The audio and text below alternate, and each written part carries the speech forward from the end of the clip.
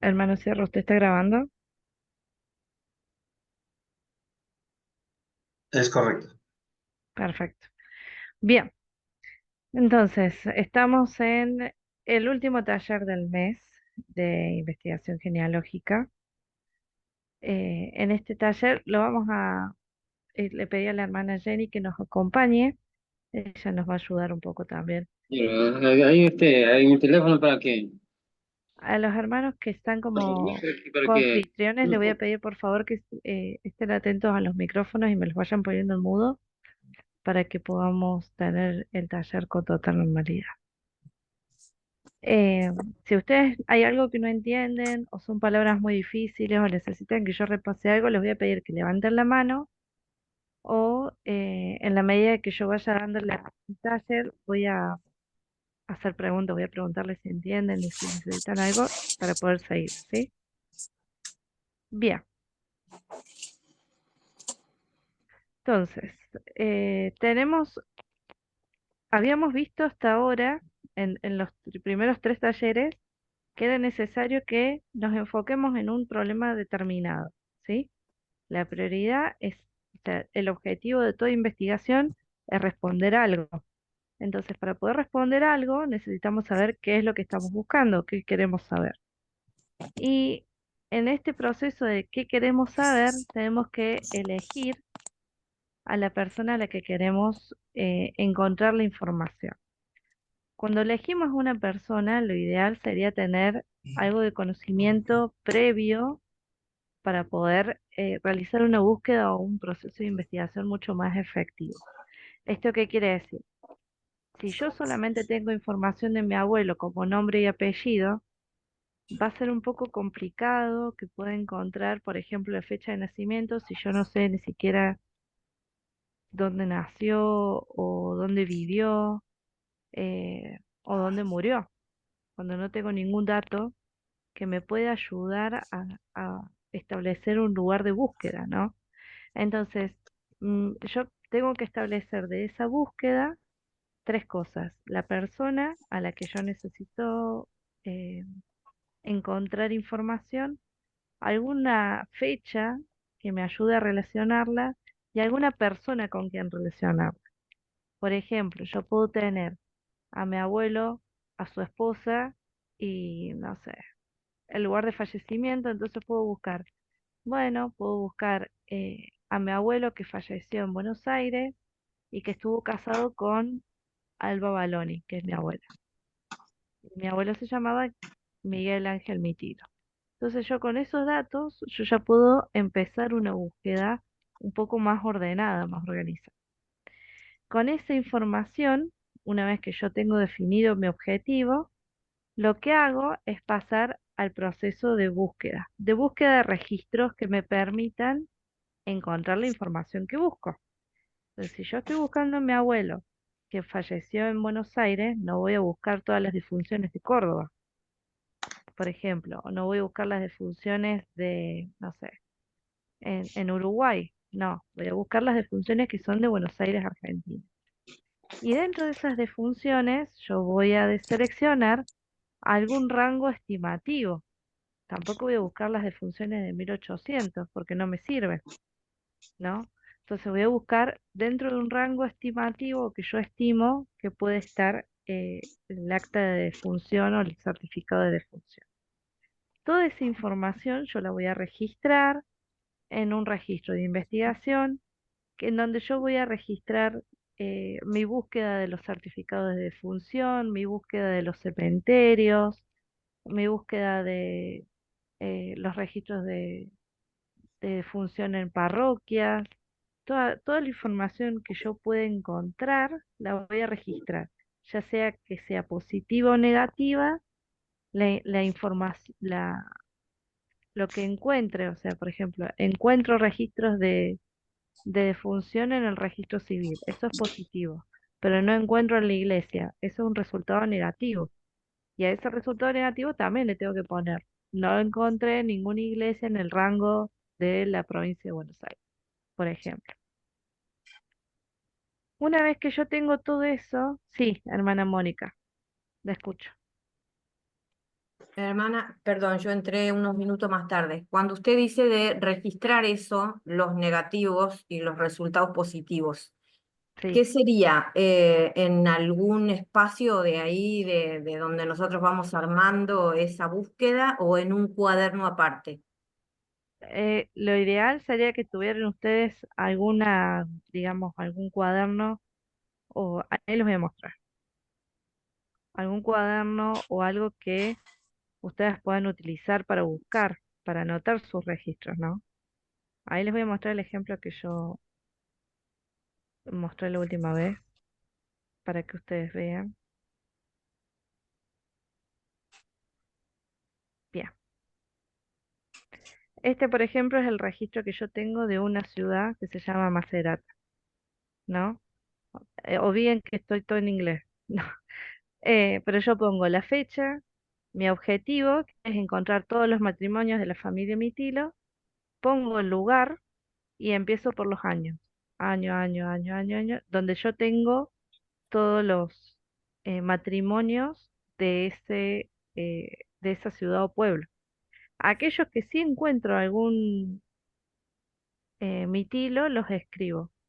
El resto que dice nula acá, que es el resultado negativo, todos estos yo tendría que escribir acá, en el año tal y tal, en el índice, no lo he escrito, pero todo esto yo lo tengo que pasar en limpio toda esta información. En QR este está caso, fantástico, hermana. fíjense que puse que no existe, Yo ya salí al baño y mi chiquito estaba hasta...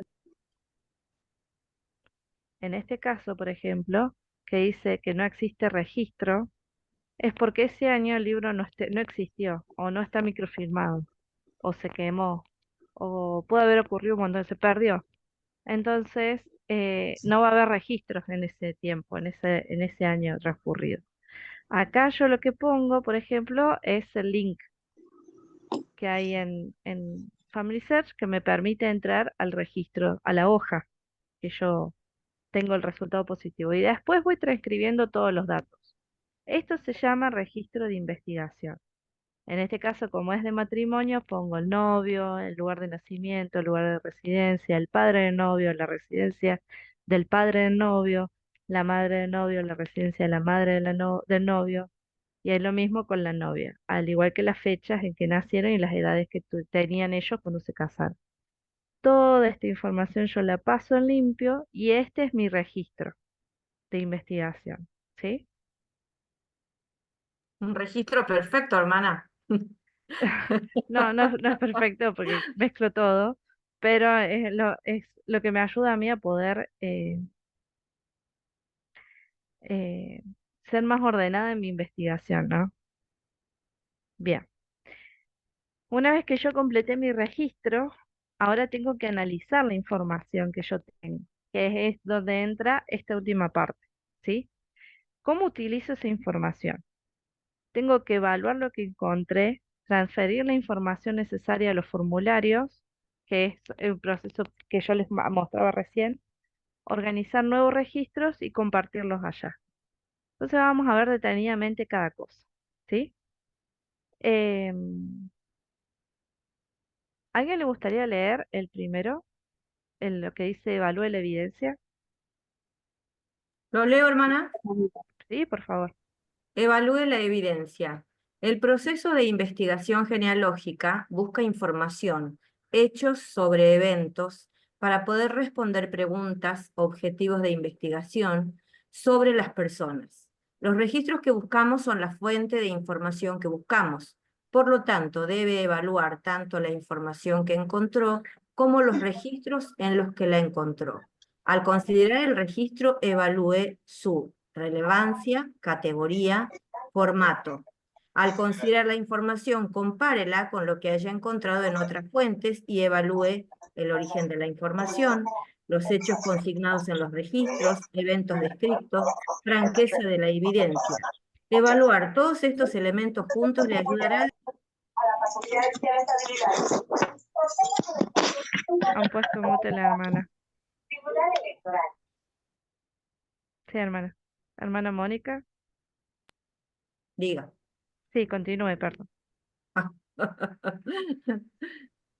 No sé cuál quede. Al considerar la información, Al considerar la información, compárela con lo que haya encontrado en otras fuentes y evalúe origen de la información, hechos consignados en los registros, eventos descritos, franqueza de la evidencia. Evaluar todos estos elementos juntos le ayudará a determinar qué nivel de prueba ha encontrado y si es necesario realizar más investigaciones. muy bien. Para pasar esto en limpio, yo tengo registros e información, ¿sí? El registro, digamos que es dónde va la información, ¿sí? Esto puede ser un certificado original, puede ser una foto, un video, un audio, puede ser una Biblia familiar, puede ser un diario, puede ser lo que se transcribió de una lápida en un cementerio. Todo eso son registros, digamos el contenido, perdón, el, digamos la cajita que contiene la información. Entonces, cuando yo considero el registro, o sea, lo que contiene la información, tengo que fijarme en la relevancia, la categoría y el formato. ¿Eso qué quiere decir? El formato tengo que ver si es papel, si es microfilm, si es imágenes, si es una foto, un audio, un video, qué tipo de formato tiene. La categoría me va a referir a si es, eh, digamos, si es, ay, no me sale la palabra.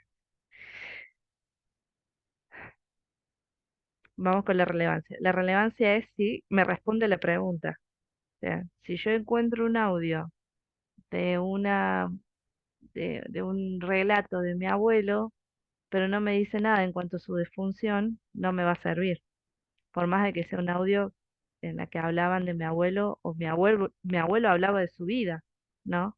No me va a responder la pregunta que yo estoy tratando de responder. Y la categoría se refiere a si es eh, original o es un duplicado.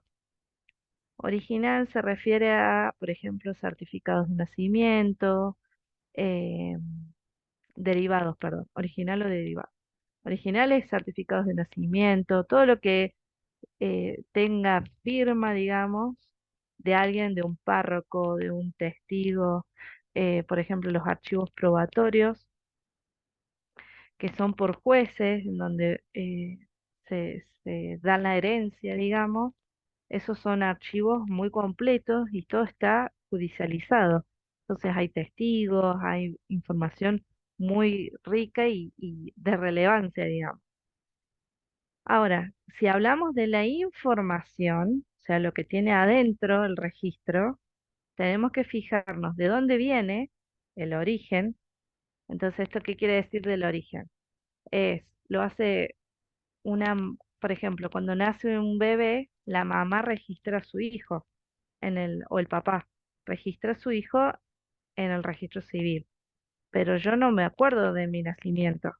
Entonces yo cuando me casé y dije que nací el 5 de diciembre de 1990, en realidad lo dije, pero no estuve presente, no vi mi propio nacimiento. ¿Se entiende qué es lo que digo?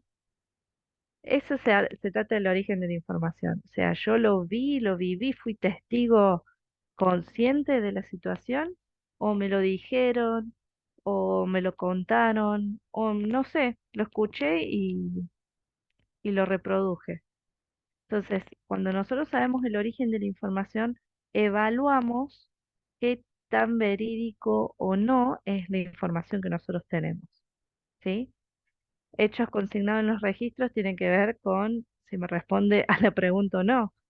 Si yo encuentro un acta de nacimiento de mi abuelo, me va a servir para justificar su fecha de nacimiento, pero no su fecha de defunción, por más de que me diga la información más verídica posible. ¿Se entiende? Bueno, los eventos descritos también y la franqueza de la evidencia, que es el análisis que nosotros hacemos. ¿Me sirve o no me sirve? ¿Es verídico o no es verídico? ¿Lo dijo el juez? ¿Y al juez quién se lo dijo? Generalmente cuando uno va a declarar que fallece, que nace alguien, dice el declarante, Pedrito tanto, declaró que nació su hija o su hijo el día tal y tal, a la hora tal y tal. Yo lo vi, generalmente dicen eso los registros, el notariado, el notario, generalmente dice yo vi al bebé y el declarante dice que es hijo suyo. Entonces ahí es como que se da un nivel se evalúa la evidencia a ver si realmente es así o no es así, si, si estaba mintiendo o no, qué, qué motivos tenía para mentir, toda esa información se evalúa, ¿sí? Todo esto, ¿por qué? Y vamos a seguir. Bueno, un poco lo que yo les estaba explicando. Los registros originales, los registros compilados, las ayudas de búsqueda y en ocasiones la información básica se malinterpreta o se aplica incorrectamente a casos individuales. Por ejemplo, solo porque la mayoría de los inmigrantes se unieron a amigos o familiares en su nuevo país, no significa que su antepasado tuviera parientes cuando llegó a su nuevo país. ¿Sí? Eh, hasta ahora, hasta acá, hasta lo que dije, ¿hay alguna duda? ¿Algo que quisieran que yo repase? ¿Se entendió? Hermana, Sí, no es una duda, pero es una pequeña experiencia que tuvimos con la hermana Clarita la vez pasada. sí, compártelo. Bueno, yo tenía, referente a lo que usted decía, del tener una fuente fidedigna, ¿cierto? De que realmente uno pudiera tener algo en qué basarse. Yo tenía el dato de mi tatarabuelo, que mi mamá siempre decía que su papá le había comentado de que sus abuelos habían venido de Francia. Tal vez en algún lugar alguno de esos antepasados había venido de Francia, pero resulta que, bueno, la hermana Clarita me hizo ver esto de buscar a ver registro, registro, registro, y todo iba a Chile, ¿no? Y realmente encontramos todo ahí. Entonces, nos habíamos ido por Francia por lo que habían dicho, pero encontramos todo en Chile. Así que re agradecida de que realmente hay que ver documentos fehacientes. Tal cual es así. Por ahí antes se usaba mucho esto de declarar de boca en boca, no, porque nosotros vinimos, no, porque somos de acá, somos de allá. Más cuando son inmigrantes, ¿no? Pero lo importante es que podamos encontrar un registro lo más fidedigno posible que nos ayude a poder acercarnos a la verdad, ¿no? O a dar una mejor interpretación de la verdad, porque a veces no vamos a tener la verdad absoluta, pero podemos interpretar esa información y dar una verdad en cuanto a eso, ¿no? Bien, esto es en cuanto a lo que yo le hablaba de la informante. La información primaria fue registrada en el momento del evento cerca de él, por alguien estrechamente asociado con él. Pero no toda la información en un registro original es primaria. Y esto es a lo que yo me refería, de la mamá que registra a su hijo. Si bien en el registro original eh, una mamá puede registrar a su hijo, o por ejemplo eh, en un registro de matrimonio, los novios declaran cuántos años tiene, eh, pero no toda esa información o toda la información que declaran es primaria. En un certificado de defunción, el declarante puede no ser familiar y la información que declara no es eh, primaria, no es relativo a lo que yo estoy buscando, ¿no? La información secundaria se registró mucho después del evento, fue registrada por una persona que no estuvo asociada con el evento. No es necesariamente menos correcto, o sea, no quiere decir de que si yo encuentro un certificado de nacimiento retardado. Por ejemplo, me pasó hace muy poco una hermana de México, me pidió ayuda con un registro y estábamos viendo su árbol y yo noté de que a su abuela, creo, la habían registrado su hermano. Después descubrimos que era no, el primo, ni siquiera era el hermano, era el primo. El primo declaró después de que nació su madre, 20 años después, junto con su tía, que la había criado, que los padres eran fulanito y menganito, y que no la habían inscrito en ese momento, pero que ellos hacían la inscripción del nacimiento. Ese registro se considera original porque es una declaración, pero la información o la persona que declara eso no es, eh, no es primaria, sino que es secundaria. Se registró mucho tiempo después y no fueron los padres los que lo registraron, sino que fue una tía y un primo. ¿Se entiende?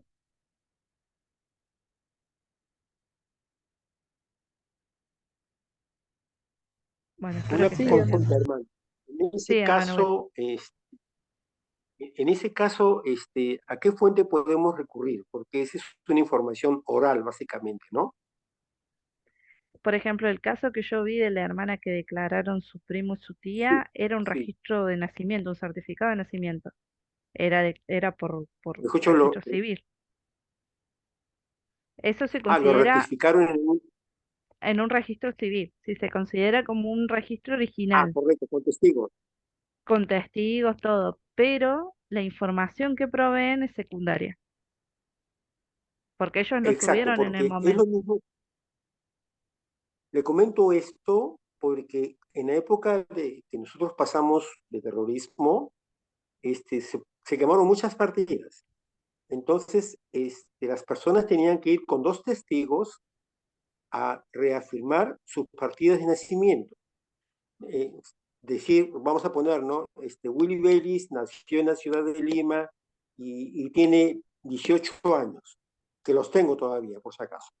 Entonces, estos dos testigos reafirmaban mi partida y Claro, sacaban una nueva partida. Algo similar es lo que usted nos está comentando.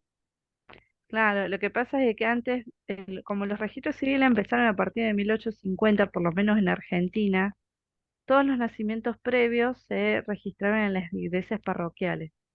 Entonces, lo que hacía el gobierno era permitirles registrar los nacimientos con documento de identidad retardado, digamos.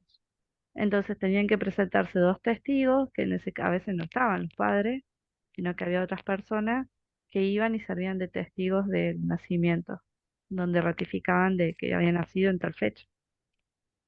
Mi segunda pregunta, en el caso de esclavos, por parte de mi esposa, sus raíces son chilenas, Ujú. de un valle que se llama el Valle de Azapa, y era un valle donde había muchos esclavos. En las partidas de nacimiento aparecen los nombres de los latifundistas o dueños de esa hacienda, pero luego buscando más información, uno encuentra, pues, descubre, digamos, el nombre correcto, el apellido correcto, pero en la partida aparece el nombre del dueño, pues, del esclavo, ¿no? Ahí en ese caso, ¿cómo debemos manejar esa información? Bueno, ahora más adelante le respondo esa pregunta. Ok, ¿Le parece? listo. Bien, Perfecto, Hermana, perfecto. sí. hermana, mira, el caso de mi mamá, que todo el tiempo, en lo que yo la conocí, toda su vida, ella decía que cumplía años, 4 de octubre. Y siempre fue así, todo el mundo un conocimiento.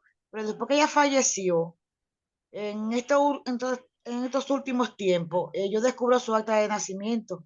Y su acta de nacimiento dice que fue el 4 de marzo. Entonces, ¿cuál es entonces la información original? Y, La que dice el acta de nacimiento. y sí, porque es la que está documentada.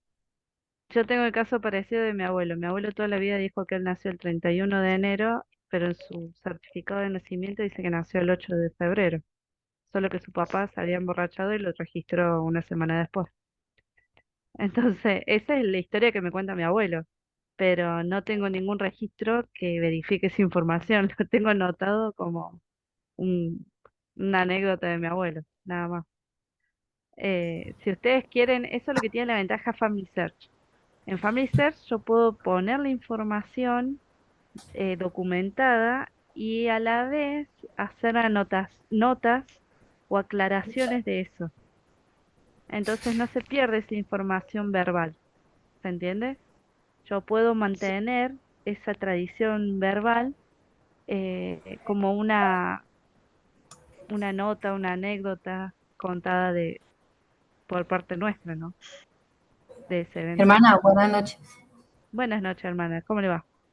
Bien, gracias. Ve, hermana, yo también tengo esa, bueno, es conmigo. Yo nací el 6 de julio del 64 y en mi registro está el 20 de julio. ¿Pero por qué pasó eso? Porque aquí en Colombia, no sé qué pasaba, que si usted no registraba a la persona a cierto tiempo, le cobraron una multa. Ujú. Entonces, pues mis padres para evitar esa multa me colocaron que yo había nacido el 20 de julio. Entonces yo en mis registros y en mis cédulas está el 20 de julio, pero yo celebro mis cumpleaños el 6 de julio, pero pues ya hay un registro, pues ya sé Bueno, que ahí para tiene la todos los... ventaja, sí. Sí, digan. No, no, cuente, para todo que. Ah, ya, que mi familia sabe pues que yo nací el 6 de julio y que pues está eso, pero yo para todo lo que tenga que ver con acá, con cosas legales, alguna cosa, yo siempre coloco lo que está en la cédula y en la cédula está el 20 de julio. Exacto. Bueno, eso se ha ido corrigiendo con el transcurso de los años, ¿no? Ahora para poder registrar a alguien que nació en cualquier lado, tienen que tener la firma de un médico que registre o certifique el nacimiento. Son cosas que se ha ido, digamos, mejorando con el transcurso, entre comillas, con el transcurso del tiempo, pero sí puede ocurrir, puede ocurrir. Lo que tiene la ventaja, que eso es lo que le iba a decir, es que usted lo puede registrar en su Family Search y hay una opción que descubrí hace poco, que uno puede permitir que sus descendientes tengan acceso a toda la información que usted carga y que es privada ahora para uno. Entonces, si en algún momento yo fallezco, por ejemplo, toda la información que yo subí en cuanto a mi vida, a mi Family Search, mis hijos pueden acceder a través de mi cuenta. Bien, ¿alguien más quiere compartir algo? ¿O tiene alguna pregunta? Y yo, hermana, Hermana, yo quería comentar, ay, qué pena, si hable, hermana, hable que ya, ahora que yo pregunto. disculpe, ¿en dónde está esa opción que menciona de... Ustedes tienen que entrar a su cuenta de LDC Account y ir a configuración. Y en esa parte de configuración, por ejemplo, en la página de la iglesia, uno entra con su cuenta, entra en configuración y ahí puede marcar la opción de permitir de que los descendientes tengan acceso. E incluso pueden permitir qué tipo de información quiere que se comparta o no en las aplicaciones y demás. Ok, ok, gracias, De gracias, nada. hermana. Bueno, hermana, yo le iba a comentar lo siguiente, pero no sé si tendrá que ver con el tema de aquí, pero es que quiero que me ayude, que alguien me colabore con eso. Yo me metí hoy a mi árbol y casi nunca me salen fuentes de mi familia. Y hoy me han salido fuentes de muchas de las personas de mi abuela me salió una fuente. Pero resulta que yo para el año 2014, hacia atrás, yo no podía abrir una cuenta porque siempre había algún problema. Entonces hubo una hermanita que ella amablemente me ayudó y ella estuvo como así como ayudante, que no sé cómo se llama cuando alguien le ayuda Con- a uno, ¿no? Que se mete como Sí, ayudante, creo que es. Bueno, sí, sí. resulta que ahorita me salió en las 3 personas que yo conseguí, me salió una fuente, una me salió una fuente, otra me salió 5 fuentes, otra me salió 2 fuentes. Pero yo voy a tocarlas a ver qué es y no me sale nada. Entonces no sé si es porque ahí aparece la señora como si ella fuera la que estuviera trabajando, pero está en mi árbol, ¿sí me entiende? Todas las informaciones están en mi árbol. Entonces ahí Bueno, yo no sé qué hacer porque yo busqué todo lo que hay allí, en todo lo que yo vi azulito allí, me metí en todo eso y no me da ninguna opción. Hubo uno que decía que el registro no se podía mirar, fue la única que miró, que vio, pero sí estaba a un lado, estaban los nombres que aparecen en ese registro, que ese sí yo ya lo he encontrado la otra vez, es que esa es la partida de matrimonio de una tía, pero las Ujú. demás fuentes no me dejan entrar, no sé por qué pasa allí, no entiendo. Si quiere, yo ahora en un ratito voy a poner el número de teléfono mío. Si usted quiere, me escribe por privado, así vemos cómo le podemos ayudar. Porque si no es en investigación genealógica, hay otras ramas que le pueden ayudar a poder armar su árbol y a enseñarle cómo juntar fuentes y todo eso. ¿Le parece? Ah, ok, bueno, muchas gracias, hermano. Bien, por último, en cuanto al informante, una vez que yo identifico quién es el informante, puedo clasificar la información como primaria, secundaria o insuficiente. ¿Cuándo es insuficiente? Cuando yo no puedo decir quién dijo eso o cómo, de dónde salió esa información, quién lo dijo. Entonces, por ejemplo, puede pasar de que en una Biblia familiar, por ejemplo, o en un diario íntimo familiar de la familia, se registren eventos o hechos, pero no dice quién lo escribe. Los hechos son verídicos porque ocurrieron, pero no sé quién lo informa. Entonces, en ese caso, esa información sería insuficiente, porque yo no puedo determinar quién es el que lo informa. ¿Sí? Bien. Y ahora vamos en cuanto a la evidencia. Entonces vimos lo que es registro, vimos lo que es em, información y ahora vemos lo que es evidencia. ¿Sí? La evidencia tiene relación con que si me sirve para mi investigación esa información o no, ¿sí? Y si esa información es de ese hecho en específico o es de otra cosa. Entonces, hay declaraciones directas que dan de... A ver, ¿alguien quiere leer? Así no leo todo yo. Puedo leer yo, Yo, hermano. hermanita. Ah, bueno, a ver. Bueno, cualquiera. Bueno, dice declaración de la evidencia. Las declaraciones directas dan un hecho claro. Por ejemplo, un acta de bautismo puede indicar la fecha de nacimiento del niño que se va a bautizar. Siempre que sea posible, trate de encontrar registros que establezcan directamente hechos específicos como prueba de un evento o relación genealógica. Las declaraciones indirectas respaldan un hecho mediante una inferencia razonable. Por ejemplo, si un registro del censo indica que la edad de una persona era 45 años en 1851, se infiere un nacimiento en o cerca de 1806. A menudo es posible que necesite recopilar información más sustancial. La evidencia indirecta, a menudo llamada circunstancial, generalmente requiere evidencias adicionales para probar un hecho. Muy bien. Entonces, para que quede claro, si se trata de ese hecho, o evento directamente, es una evidencia directa, una declaración directa.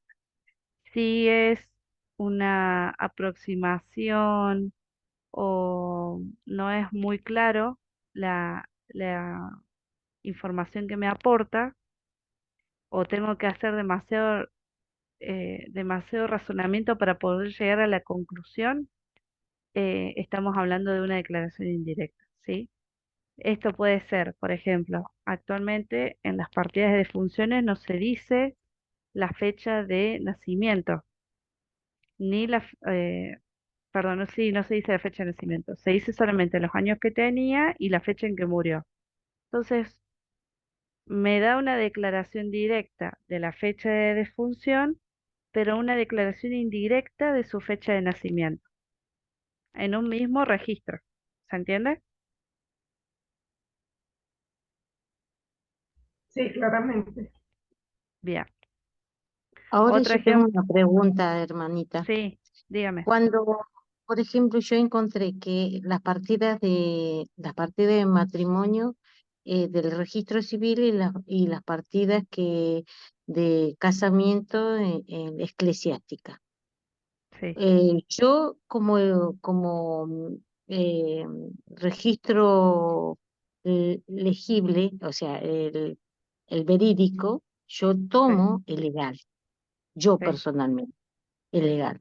Y como secundario lo pongo al el eclesiástico.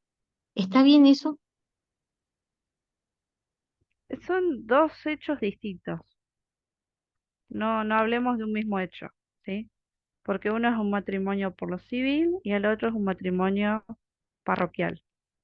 Entonces, uno puede incluso determinar qué tipo de registro es el que estamos, de- eh, o qué tipo de fuente es la que estamos subiendo. Fíjense que en Family Search yo puedo subir si es un matrimonio civil o es un matrimonio parroquial, es un divorcio, es una separación, es un concubinato. Yo todo eso lo puedo explicar en el Family Search. Entonces, mientras más específicos somos con la información que subimos, no importa si fue o cuál es el más importante. A eso es lo que voy. Es depende de la información que yo busco, ¿sí? O sea, a mí me interesa encontrar la partida de matrimonio por lo civil, por un procedimiento legal, por ejemplo, y la de matrimonio por la iglesia, si es dentro de las fechas en donde estaba el registro civil, no me va a servir.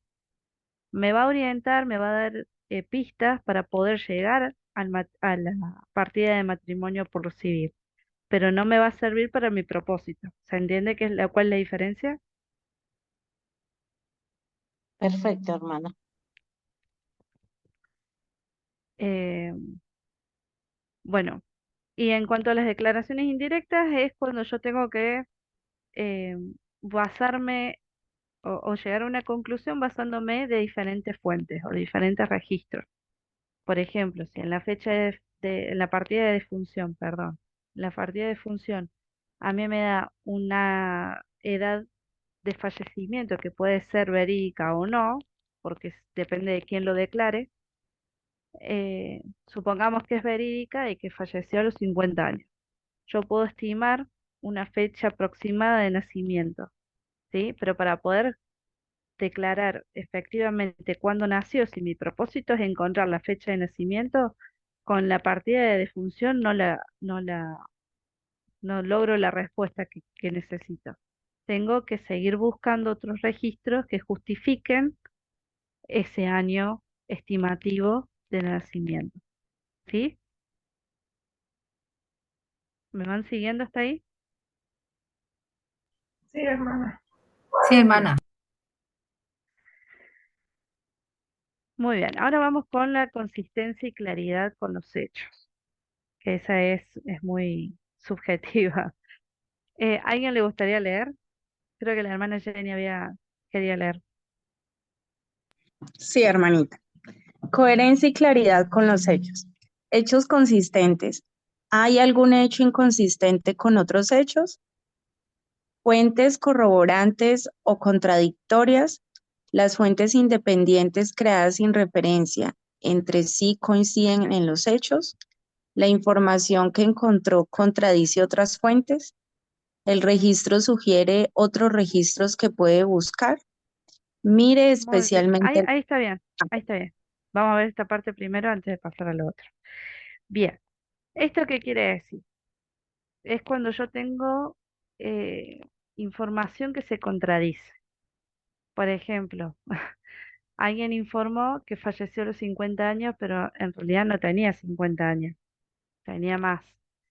Entonces, sigo buscando, encuentro una partida de matrimonio en donde me dice que se casó a los 20 y me da una diferencia con la fecha de nacimiento de 10 años.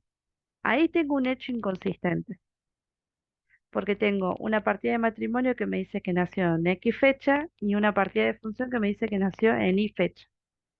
Entonces, al no coincidir esa información, yo tengo que fijarme en la fuente, de dónde viene.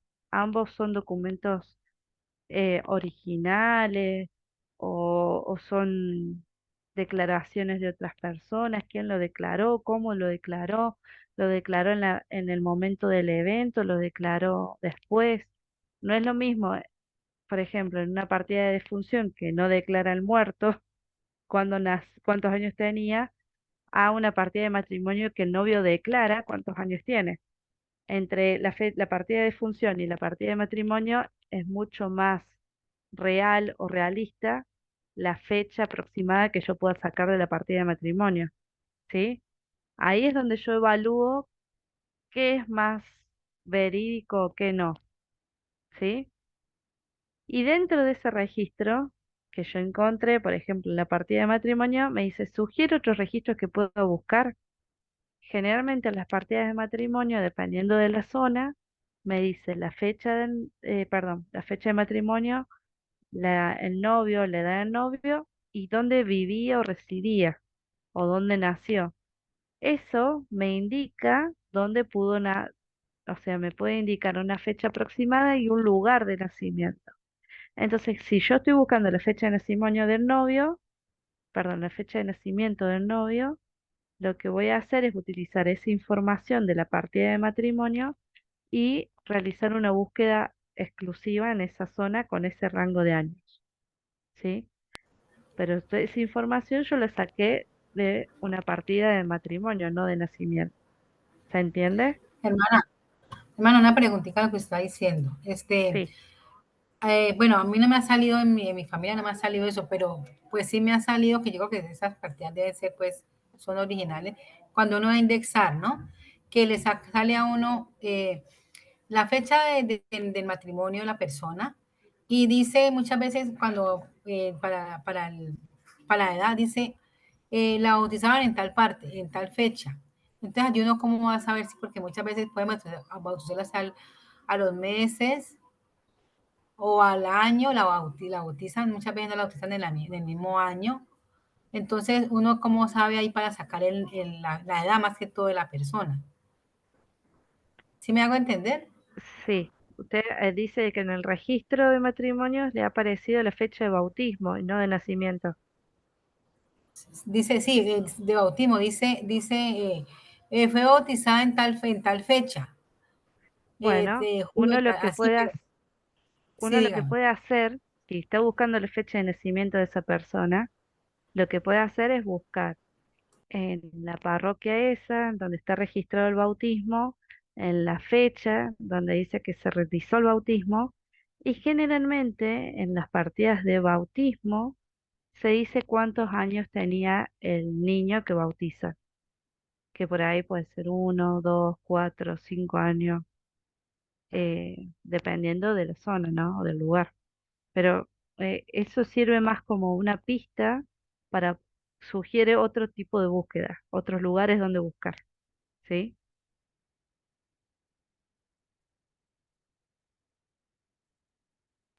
Ok, ¿Entendió, hermana, hermana? muchas ¿Sí? gracias, sí, gracias, sí. Bueno, vamos a seguir con la siguiente parte. ¿Quién quiere leer?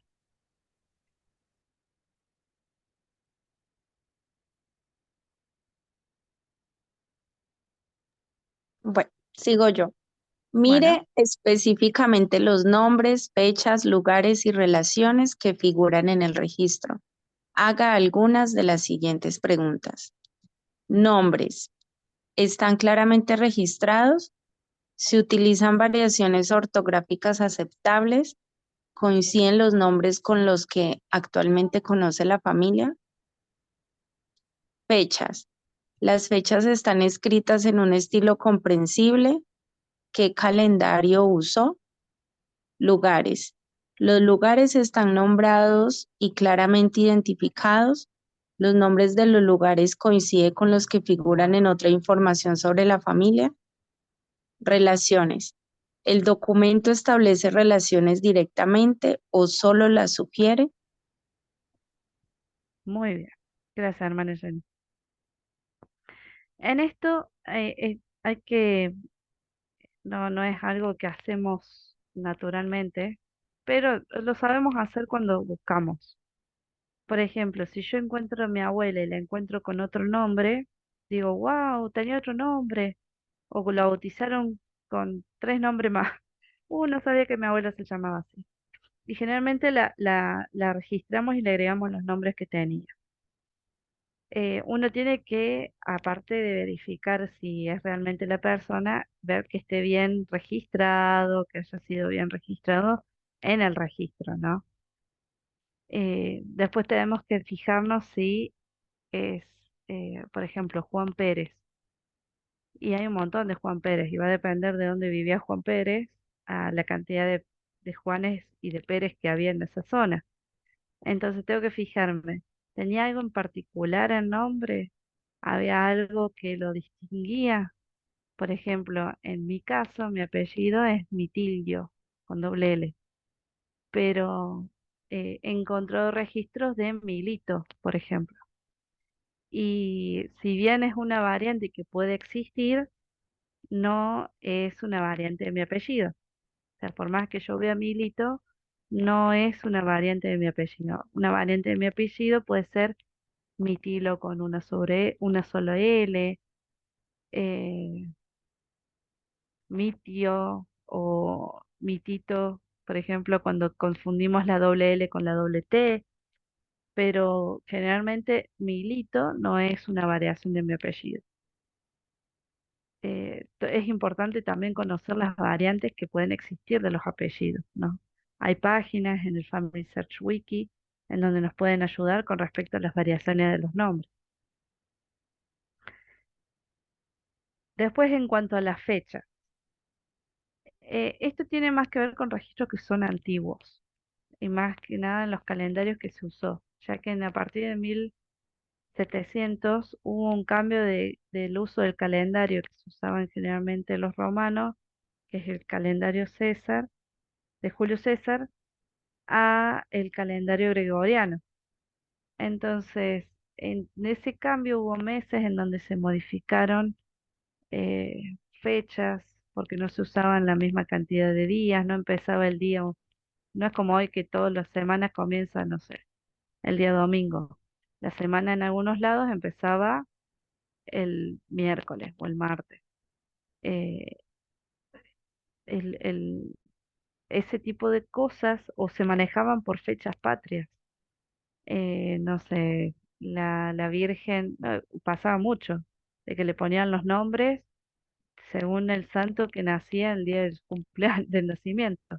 Entonces uno sabía más o menos que usaba el nombre en función de la fecha. Por ejemplo, conozco una señora que se llama Rosa, nació el 30 de agosto y es el día de Santa Rosa, acá en Argentina, por ejemplo, y es muy común la tormenta de Santa Rosa, que siempre son para esa época. Entonces, Hermanita, y sí, porque mi papá se llama Rosa y es un ¿ves? nombre que se usa de mujer, pero él se llama Rosa, por Santa Rosa. Entonces, son formas Sí, de... hermana, yo me escapé que me pudieran San Bartolo, me dijeran la tola, me dijeran la tola ahora. Bueno, esas cosas es como para tenerlas en cuenta. O sea, es información que nos puede ayudar a brindarnos más pistas o más cosas para poder realizar una mejor investigación. Después, los nombres de los lugares están bien anotados y bien identificados. Generalmente pasa de que ponen nombres de pueblos más cuando son zonas rurales, de pueblos o de ciudades que ya no están, no existen más, porque la civilización creció y la gente se fue yendo de esos pueblos. Entonces, por ahí sirve mucho el tener un mapa de la fecha, en donde uno puede corroborar los pueblos que había o las ciudades más importantes de la zona y corroborar de que estén bien escritos, eh, para que no haya confusiones de lugares, por ejemplo. Y después, por último, en cuanto a las relaciones familiares, si las establece directamente o las sugiere. Eh, Esto tiene más relación con lo que dice el documento, ¿no? No es lo mismo un documento original en donde dice el papá y la mamá eran fulanito de tal, a una Biblia, por ejemplo, que dice que registra hechos y sugiere relaciones. Teníamos de vecino a Pedrito que vivió 20 años al lado de nuestro. Entonces, ahí sugiere una relación, pero no sabemos qué Pedrito era, ni Tendríamos que evaluar bien la información que tiene. ¿Sí? ¿Dudas en cuanto a esto? Hermana, Sí, perdón. Yo tengo el caso dentro del árbol de que me salta que eh, la hija está nacida antes que la madre, ¿sí? sí. Y sabe que yo me fijé, no una, un montón de veces, y hoy estuve trabajando en eso de nuevo, y resulta que de verdad en los registros está anotada así. Entonces, tengo la partida de nacimiento, por ejemplo, de Julia Casas, que nació el 9 de diciembre de 1883, y resulta que figura realmente en el nombre de la madre y los datos de la madre están como que la madre tuviera menos edad que la que correspondía, o sea, no podía haber estado en ese tiempo con un hijo. No sé si Eh, por ahí eh, lo podemos ver aparte. sí, ¿Qué sí, yo pasó? ahí ¿No? puse en el chat mi número de teléfono, escríbanme y Bueno, lo ok. vemos. Porque ahí es como para evaluar muchas cosas, dependía de la zona, de la época, de si era rural o urbano, eh, hay mucho para evaluar. Yo conocí, por ejemplo, tengo el caso de una familiar en mi árbol genealógico, ella era mujer sola, ella registró un montón de hijos, bautizó, perdón, un montón de niños y declaraba que eran sus hijos. Y después descubrí con el tiempo de que en realidad eran huérfanos que ella adoptaba como hijos, y iba y los bautizaba. Había algunos que se morían al mes o a los 2 meses de nacido o de estar con ella, pero ella los declaraba como hijos propios. Y en un caso particular, ella tenía como 60 años y bautizó a un nene que tenía, no sé si 2 o 3 meses, como hijo propio. Entonces, no tiene coherencia que sea madre biológica del bebé, pero puede haber sido de que ella haya adoptado a ese niño como suyo y lo haya criado ella,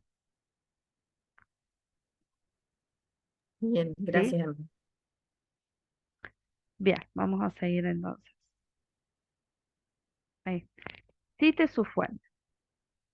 Citar sus fuentes le ayuda a usted y a otros investigadores a evitar búsquedas duplicadas más adelante, ofrece a otros investigadores familiares confianza en su investigación y permite que otros investigadores familiares verifiquen sus fuentes para obtener información adicional. Esto es súper importante.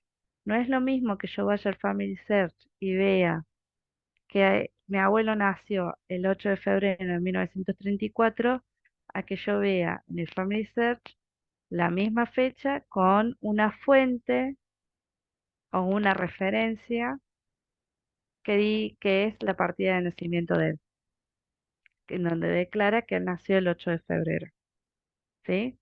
Esto ayuda a que cuando venga otro familiar o después vengan mis hijos, no digan, ah, mamá inventó esta fecha, sino de que haya una documentación que certifique que el nacimiento de mi abuelo era el 8 de febrero de 1934, ¿sí?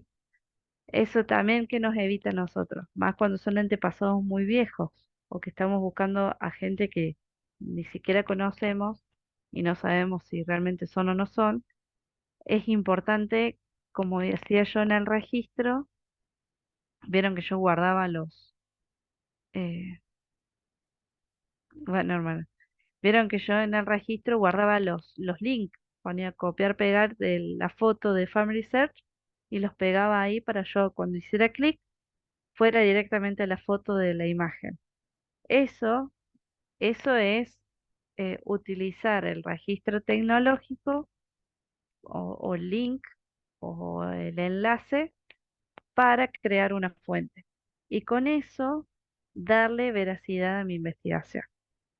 Entonces, si yo tengo esa información documentada, va a ser mucho más fácil para el que venga después y quiera decir, ah, quiero buscar, no sé, más información sobre Rocío Mitila.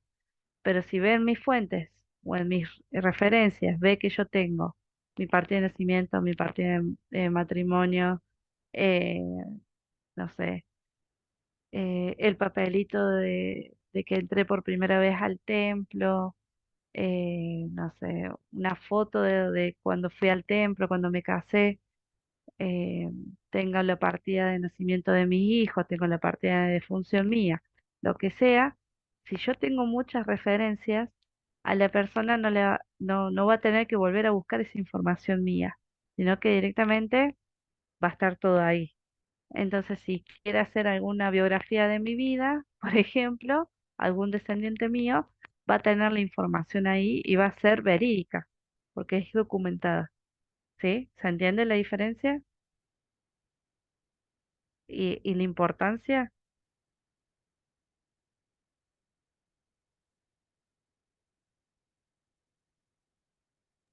Sí, hermanita. Bueno, espero que se entienda. Bien, vamos a seguir.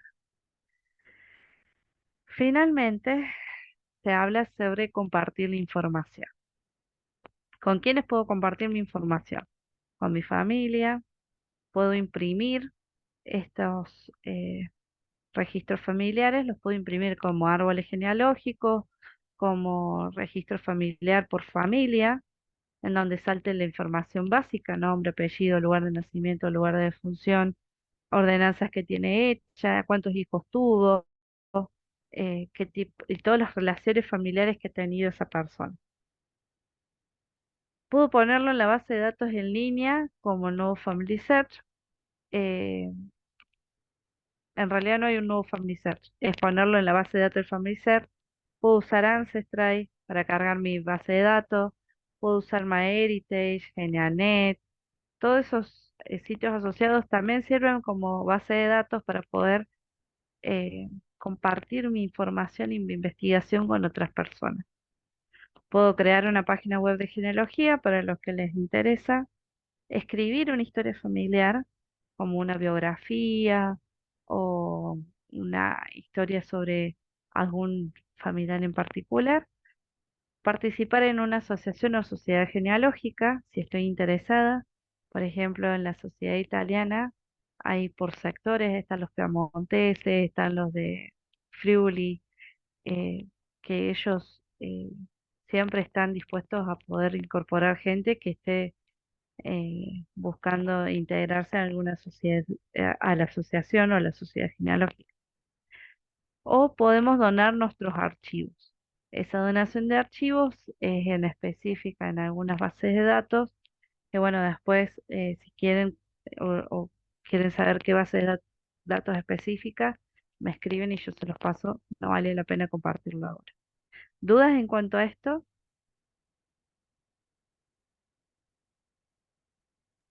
Todo claro, Hermanita, hermanita.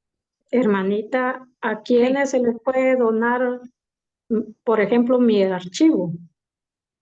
yo puedo donarlo, por ejemplo, al archivo, por ejemplo, si yo hice una historia, una investigación acerca de los mitilos en Argentina, por ejemplo. Entonces yo puedo ir eh, a la sociedad italiana y querer donar mi información acerca de lo que yo encontré sobre la familia Mitilo, o puedo donarlo a la ciudad, por ejemplo, mi abuelo nació y se crió en Río Cuarto y mis bisabuelos eran constructores de panteones en los cementerios y era muy famoso en esa época construir edificios para los muertos. Entonces era muy conocido en esa ciudad. Entonces yo podría donar toda mi investigación genealógica a la biblioteca, por ejemplo, municipal de la ciudad de Río Cuarto, en donde yo cuento la historia de mi familia o la investigación que hice de mi familia, por ejemplo.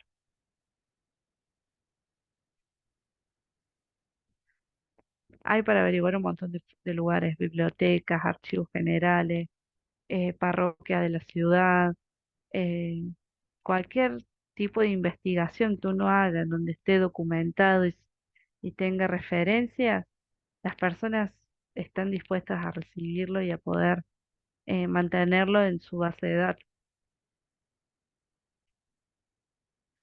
Bien, y por último, se nos invita a que preparemos a las personas que hemos encontrado para las ordenanzas del templo.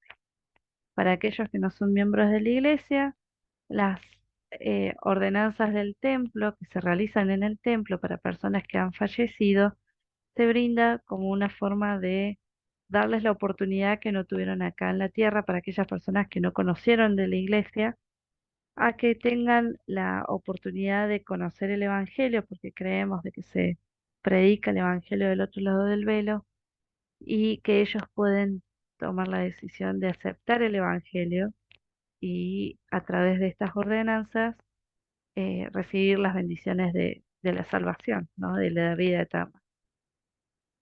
Para eso yo le asigné a la hermana Jenny que si podía nos pudiera compartir una experiencia que ella tuvo en cuanto a su trabajo de historia familiar y al templo.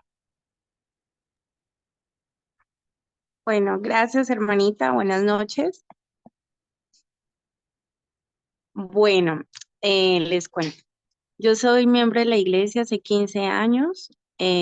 Cuando inicié en la iglesia, los misioneros me entregaron un folletico de historia familiar y fue como esa conexión directa como con mis antepasados, porque desde siempre me habían interesado mis raíces. Inclusive hasta en mi colegio hice una historia, gané un concurso acerca de mis bisabuelos y mis tatarabuelos, y era algo mágico renombrarlos, saber de dónde eran. Ya cuando inicié en la iglesia, me hablaron de la historia familiar y fue algo mágico para mí, pues porque desde siempre estuve como preparada para ser miembro de la iglesia y me encantó este tema. Ya cuando tenía como un año de miembro, recibí mi bendición patriarcal y fue algo súper especial porque en mi bendición patriarcal se me prometía el espíritu de Elías. Entonces fue una promesa que me ayudó a responsabilizarme en cuanto a mi historia familiar, pero no solamente la mía, sino a todo mi barrio y a todas las personas. Y es como, como les digo, yo veo una persona nueva en la iglesia e inmediatamente siento como esa necesidad de que pueda buscar sus antepasados, porque sé de que indiscutiblemente ellos están anhelando que podamos hacer nuestra parte. Y es algo mágico cuando entro a árboles que están dormidos porque tienen indexación entrelazada y no hacen nada. Es mágico saber y pensar de que solamente con un clic ellos pueden obtener las ordenanzas salvadoras. Y me parece aún más mágico de que exista este grupo porque verdaderamente ingresé a este grupo eh, con la necesidad en que tengo en mi árbol de buscar mis abuelos por parte de mi papá, que no ha sido posible encontrarlos. Cuando inicié mi historia familiar, mi mamá tenía viva una tía que tenía 90 y tantos de años, entonces la tía tenía una libretica en donde apuntaba como sus tíos por parte de mamá, de papá, y allí me ayudé mucho a recopilar mucha información porque hace 15 años no está la tecnología que tenemos hoy. Hace 15 años me tocó ir a la parroquia, encontrábamos únicamente a la cabeza, a la pareja cabeza de que no sé cómo llamarlo en este momento, sea el papá y a la mamá, pero era imposible encontrar a sus hijos. Y de una manera mágica, cuando ya empezó pues esto de la indexación y todo eso, encontrar a tanta gente, porque eso salió muchísima gente, que los tíos, que los primos, que los sobrinos del tatarabuelo, del bisabuelo, y era algo que mejor dicho, yo pienso de que una de las pruebas más duras de mi vida fue haber perdido a mi papá hace 6 años en un accidente inesperado porque era un hombre muy sano. Y me refugié en mi llamamiento de misionera de historia familiar porque fui misionera de historia familiar y verdaderamente uno siente que sus antepasados lo cuidan a uno como ángeles. y verdaderamente he tenido muchos testimonios hermosos de la vida después de la muerte, y me corrobora de que verdaderamente esta obra no es algo inventado y que no es como algo, ¿cómo llamarlo? Que no existe latentemente, sino de que verdaderamente hay vida más allá del velo. Voy a contar una historia corta de que cuando inicié como investigadora de historia familiar, investigadora no, porque apenas estoy aprendiendo y la hermana Mitillo me puso una tarea muy difícil y corroboro de que verdaderamente, me quito el sombrero con la hermana, sabe mucho de este tema y verdaderamente ni a los talones le llego, pero siempre me ha gustado que mis hermanos y todas las personas en que me conocen puedan tener completo su árbol y que puedan tener ordenanzas para ir al templo, y que si no son dignos para ir al templo, por lo menos una tarjeta sea la motivación para hacerlo y poder ir a hacer ordenanzas por sus antepasados. Hubo una hermanita en el barrio que quedó viuda muy joven, quedó viuda a los 45 años. Y ella me conoció y ella era una mujer súper seria y me hablaba de que ella sentía a su esposo en su casa luego de 20 años de muerto. Entonces, de que ella lo veía, de que ella lo sentía y era algo como, yo, bueno, ella, ¿cómo me puede inventar estas historias? A mí imposible, ella es una mujer muy seria. Y tanto de que ella no pudo casarse con él y pusieron miles de trabas porque vivían en unión libre cuando él murió. Entonces requería el permiso del profeta para poderse sellar con él en el templo. Pero habían pasado ya muchos años y prácticamente la hermanita había perdido la esperanza de irse a sellar con su esposo al templo. Eh, Hubo un cambio de presidente de Estaca y aproveché esa oportunidad para pues el preguntar la carta, en qué parte estaba esta carta, por qué. Y mi afán era que la hermana estaba ya de mucha edad y mantenía muy enfermita y prácticamente sus hijos eran inactivos, por así decirlo. Entonces yo pensaba, bueno, y tanto amor y tanta devoción van a quedar aquí, no, imposible, ella se tiene que sellar con su esposo en un templo. Y afortunadamente el presidente destaca un amor. Apenas él tomó el puesto, a los 15 días encontró la carta. Esto fue hace como 7 años y la carta la había firmado el profeta Hinckley. Desde el profeta Hinckley ella había sido autorizada para ser sellada con su esposo, pero por el cambio de presidente de Estaca, de todo esto, no pudo ser posible. Cuando ya le dije a ella, hermanita, nos vamos para el templo porque se va a ir a sellar con su esposito Leonel. No, ella no podía creerlo y decía, increíble, Jenny, ¿cómo lo hizo? ¿Qué pasó? Y entonces yo sé indiscutiblemente que fue un milagro y el espíritu de Elías, porque yo no fui. Fuimos al templo y llegó muy enfermita porque el viaje de nosotros de Cali, Colombia, al templo de Bogotá lleva 12 horas y es un viaje súper incómodo porque es pasar de tierra muy caliente a tierra fría, la temperatura, todo me la enfermó.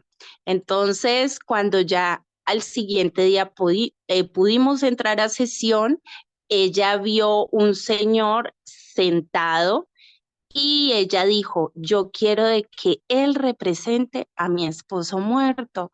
Y entonces yo me ponía a pensar, pero imagínese aquí en el templo, es aquí, pues imagino de que en todas partes ir a encontrar un sacerdocio en el templo es como una lotería, por así decirlo, porque prácticamente este evangelio es de mujeres y hay pocos hombres. ¿Y cómo le parece que cuando llegamos a la sala de sellamientos, el señor en que ella quería y que representara a su esposo muerto, estaba como testigo al sellador. Yo no lo podía creer. Y yo, mire, pues él se le cumplió el sueño a la hermana.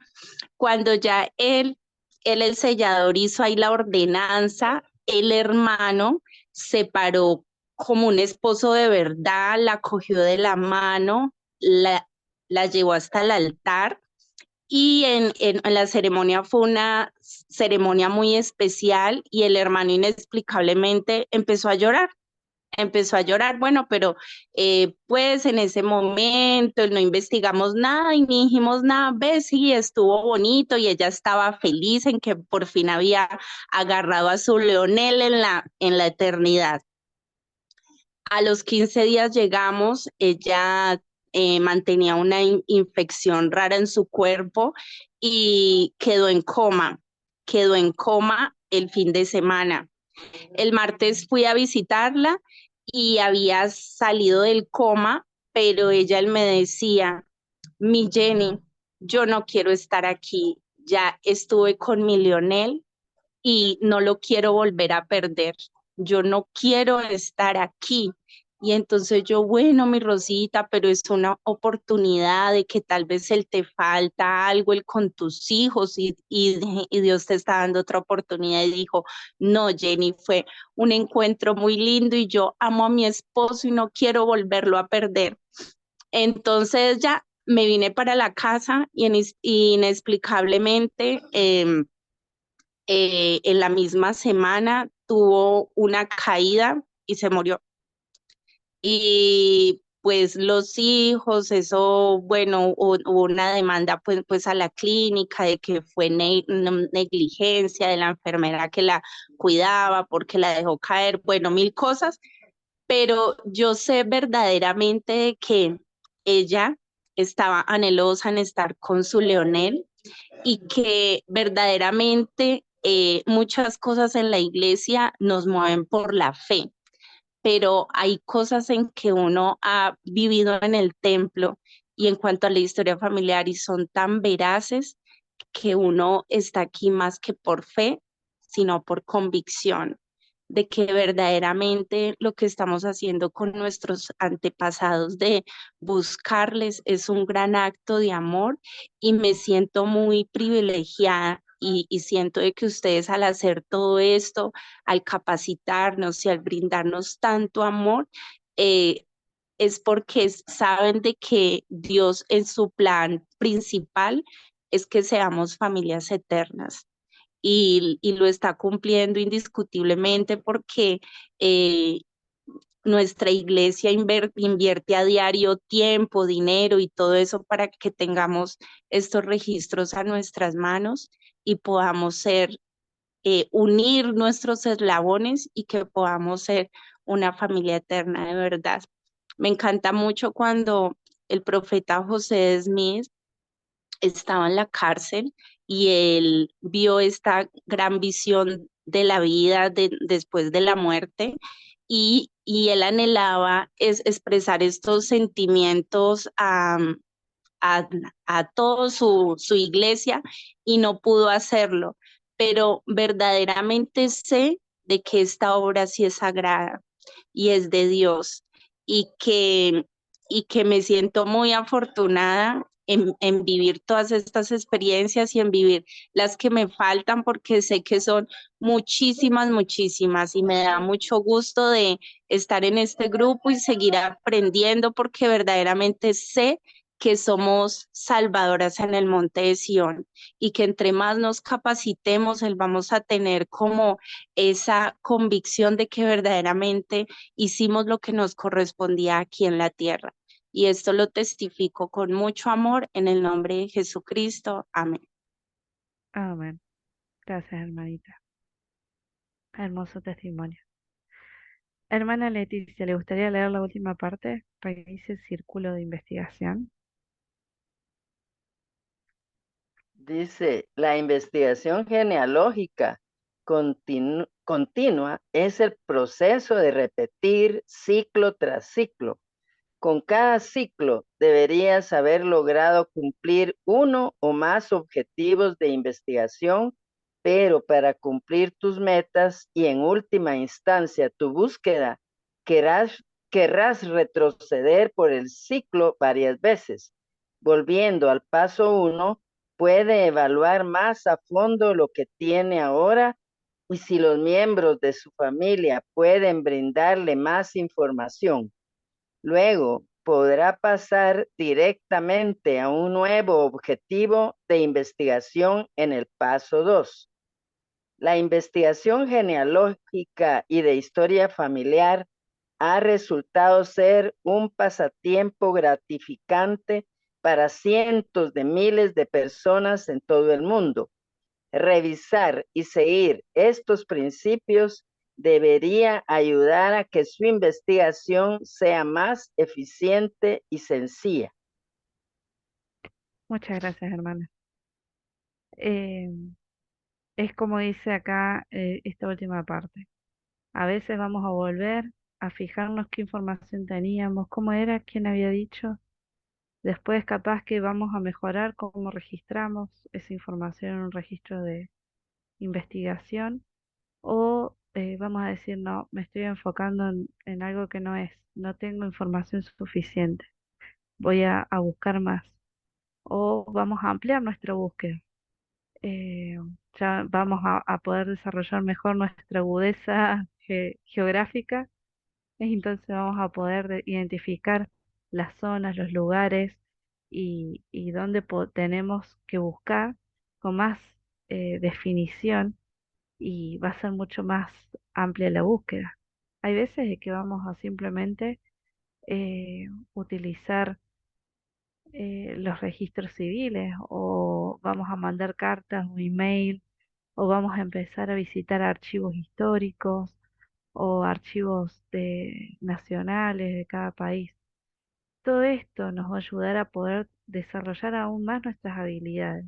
Y como dice ahí, el objetivo es que nuestra investigación sea más eficiente y sencilla.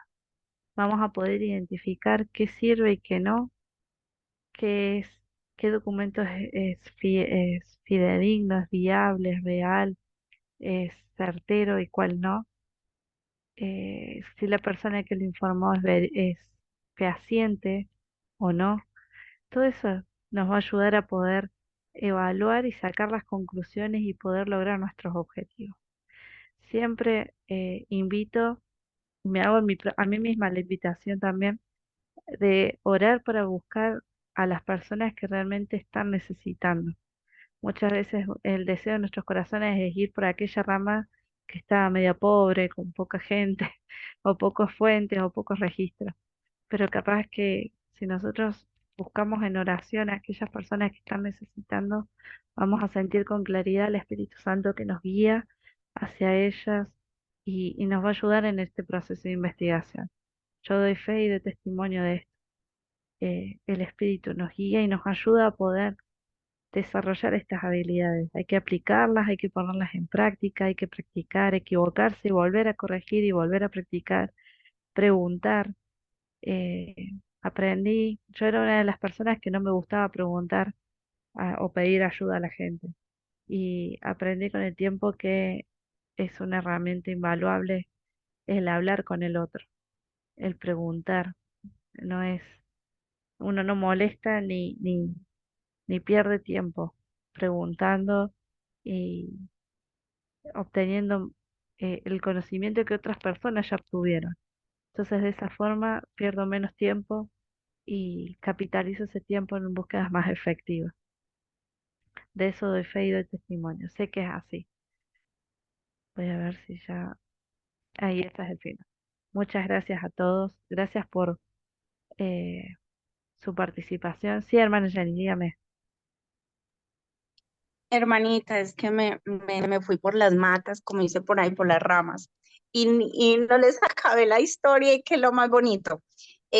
Luego, cuando ya la hermanita murió, yo quise hacer una noche de hogar con sus hijos para comentarles esta experiencia tan bonita y que pudieran ser tocados sus corazones y casualmente el que se sirvió como testigo era nuestro patriarca y yo no sabía. Entonces invitamos a nuestro patriarca pues a la noche de hogar y que nos comentara esa experiencia que había tenido él. Y yo pues él quería saber por qué había llorado. Entonces él nos contó de que cuando ella dijo, tú eres el elegido, de que él sintió de que alguien lo paró de la silla, hizo de que hiciera y le cogiera la mano, y que fueron unos sentimientos tan bonitos y tan especiales en que él se sentía otra persona, pero se sentía muy feliz en el momento de la ordenanza. Sí, entonces fue algo muy bonito de que verdaderamente Leonel estuvo allí en su sellamiento con mi Rosita, y que verdaderamente hoy son una familia eterna en el lugar donde estén. Y muchas gracias por el espacio, hermano, y permitirme compartir esta experiencia. Gracias, hermano. Gracias a ustedes, gracias a todos por participar y por poder compartir sus experiencias. La verdad que este es el objetivo de todo trabajo genealógico, que podamos sentir la influencia del espíritu y tener el deseo de poder trabajar en nuestra obra genealógica. Vuelvo a repetir, no es molestia que nos escriban, eh, no es malestar, estamos para ayudar, queremos ayudar, y la invitación es de que podamos aplicar todo lo que aprendemos en cada taller, cada asesoría que se da. Uno aprende cosas nuevas en cada clase también. Y justamente hoy le explicaba al hermano que en la clase de ayer que dio la hermana Jackie, aprendí un montón de cosas que no sabía en cuanto a la búsqueda por imágenes. Y iba anotando, iba marcando, iba seleccionando, y tengo muchísimo trabajo para averiguar por ese lado. Así que la invitación es que podamos, si tenemos el deseo, que hagamos lo necesario, los arreglos necesarios para poder empezar a trabajar en la historia familiar. Y si estamos deseosos de poder ayudar a otros, que, que tengamos la disposición de hablar con aquellas personas que pueden brindarnos la oportunidad de ayudar, ¿sí? A veces podemos ayudar en nuestro barrio, a veces podemos ayudar por estos grupos, siempre hay oportunidades, así que la invitación es de que todos podamos, eh, gracias, eh, participar de estas experiencias tan bonitas. Sí, hermana Leticia. Hermana, fíjese que yo cometí un error muy al principio, porque en realidad nosotros todos tenemos 4 ramas importantes. Y fíjese que vengo yo y le digo a hermana Coquette que yo ya había hecho, ya había llegado a Adán, pero eso no significa que yo ya hice todo. Y me falta mucho porque, mire, ayer, por ejemplo, no, pero es que Adán por un lado, y porque me lo regaló uno que vive en Utah. No quiere decir que yo tengo el mérito de haber llegado hasta Adán, ¿verdad? Entonces él me mandó mi genealogía por una de las ramas. Entonces a mí me faltan 3, pero hay una en la que estoy por la calle de la amargura, y las otras 2 le quiero contar también qué me ha pasado. Por tenerlo público, he tenido oposición porque al poner, yo soy mera sincera, y al poner yo recuerdos que a la gente no le agradan, y digo yo, entonces, ¿por qué no ponen recuerdos agradables? No, pues si yo tengo recuerdos que no le gustan a la gente, y entonces me han llamado la atención y me ha pasado un montón de cosas, pero aún así yo no lo pondría el sitio como privado porque me he beneficiado de otras personas que están trabajando líneas similares y ellos me han ayudado bastante. Por cierto que entonces a veces me ha caído mal. Digo yo, ¿y estos por qué me están poniendo ese Manuel? No sé cuántos ya está Manuel. Ay, qué gente, pues. Y me dan ganas de alegarles, pero ya al final me he dado cuenta de que ellos me están ayudando y que sí era cierto porque ya lo he corroborado. Y les digo yo, pero ¿por qué no ponen fuentes?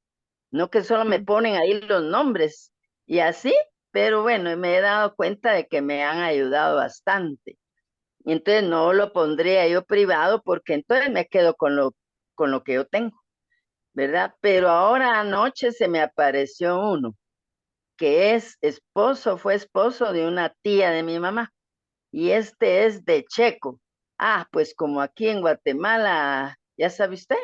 Entonces, si pusieron el señor de Luis de Checo, de Italia, y la señora Isabel Pais de Guatemala. Entonces se quedó, entonces digo yo, ¿cómo se buscará en Italia? Que tan grande es como de Checo o como Checo. Ay, saber. Total, que a mí me falta mucho por aprender, pero me tomaron la palabra de que yo ya había llegado hasta Adán y dirían que por las 4 líneas yo ya había llegado a Adán y no fue así, ¿verdad? E incluso, Así que incluso en la oposición uno aprende. Esa es la realidad. No sí, solamente en lo bueno, sino también en lo malo uno aprende. Eh, pero sí, le agradecemos todos la clase, muchas gracias porque mire, yo le cuento que estoy haciendo unos mis panqueques y para eso me puse a hacer muchas cosas. No tenía la vista puesta en la pantalla, pero la escuché muy bien, entendí todo muy bien y muchas gracias por todo. de Sí, nada. gracias. Hay algo que sí me gustaría compartir, que suena mucho por estos lados, por estos pagos, que dice que cuando no hay buenas relaciones familiares, lo mejor es podar el árbol familiar. Y yo comprendí realmente a través de los años de trabajar en historia familiar que la doctrina del Evangelio no es podar, sino es unir. Que a veces podemos tener diferencias incluso en nuestra propia familia, pero eso no nos hace ajenos a nuestra historia familiar. Y que cada historia familiar es particular y única, y no todos tenemos la verdad absoluta. Yo tengo la verdad de mi historia y cada uno tiene la verdad de su propia historia. Así que recordemos cuál es la doctrina del Evangelio, que podamos llegar a ser todos una sola familia, una familia eterna, y que podamos estar unidos en esos eslabones por toda la eternidad. A eso aspiramos, que no tomemos la decisión deliberada de decidir quién sí, quién no está dispuesto a aceptar el Evangelio del otro lado del velo, sino que le brindemos la oportunidad a todos, y ojalá que cuando pasemos el velo, como leí en un mensaje, que todas esas personas a las cuales hemos ayudado a través de la historia familiar nos reciban y podamos reconocerles a ellos a través de su historia y de las investigaciones que hemos hecho. Yo tengo un fuerte testimonio en cuanto a eso, y es lo que aspiro, a poder ver a todos mis familiares nuevamente y a poder compartir con ellos y difundirnos en un abrazo grande y contarnos de todo aquello que no hemos podido disfrutar juntos.